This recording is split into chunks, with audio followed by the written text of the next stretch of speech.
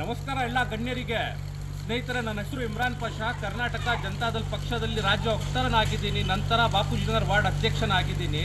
ಸ್ನೇಹಿತರೆ, ತಾವು ನೋಡ್ಬೋದು, ಇದು ವಿಶ್ವಭಾವತಿ ನಾಲೆ ಸ್ಟ್ರೋಮ್ ವಾಟರ್ ಮ್ಯಾನೇಜ್ಮೆಂಟು. ಇಲ್ಲಿ ಯಾವ ರೀತಿ ಪರಿಸ್ಥಿತಿ ಆಗಿಬಿಟ್ಟಿದೆ ಅಂದರೆ, ಒಂದು ತಿಂಗಳು ಮುಂಚೆನೇ ಭಯಂಕರ ಬೆಂಕಿ ಹಚ್ಕೊಬಿಟ್ಟಿದೆ ಇಲ್ಲಿ. ನಂತರ ಇಲ್ಲಿ ಕಸಗಳನ್ನು ನೋಡಿ, ಇದು ಫ್ರಿಡ್ಜ್ ವೇಸ್ಟ್ಗಳು, ಕಾರ್ಡ್ಬೋರ್ಡ್ಗಳು, ಇಲ್ಲಿ ಮನೆಗಳು ಇದೆ, ವಿವಾಸ ಮಾಡ್ತಾ ಇದ್ದಾರೆ ಜನರು. ಯಾರು ಹೇಳೋರು ಕೇಳೋರು ಇಲ್ಲ. ಇದೇನಾ ನಿಮ್ಮ ಗ್ರೇಟರ್ ಬ್ಯಾಂಗ್ಳೂರ್ ಅಥಾರಿಟಿ? ನೀವು ಗ್ರೇಟರ್ ಬ್ಯಾಂಗ್ಳೂರ್ ಮಾಡೋಕ್ಕೆ ಹೊರಟಿರೋದು, ಇರೋ ಪರಿಸ್ಥಿತಿನ ನೀವು ಸರಿಪಡಿಸ್ತಾ ಇಲ್ಲ. ಎಷ್ಟು ಸಲ ನಾವು ಅಧಿಕಾರಿಗಳಿಗೆ ತಿಳಿಸಿದ್ದೀವಿ, ಅಧಿಕಾರಿಗಳಿಗೆ ಮನವಿ ಮಾಡಿದ್ದೀವಿ, ಯಾರು ಆ್ಯಕ್ಷನ್ ತಗೊಳ್ತಾ ಇಲ್ಲ, ಏನು ಮಾಡ್ತಾ ಇಲ್ಲ. ಅಂದರೆ ನಾವು ಯಾರನ್ನ ಹೇಳಬೇಕು, ಯಾರನ್ನ ನಮ್ಮ ಪರಿಸ್ಥಿತಿ, ಯಾರನ್ನ ನಮ್ಮ ನೋವನ್ನು ಹೇಳ್ಕೋಬೇಕು?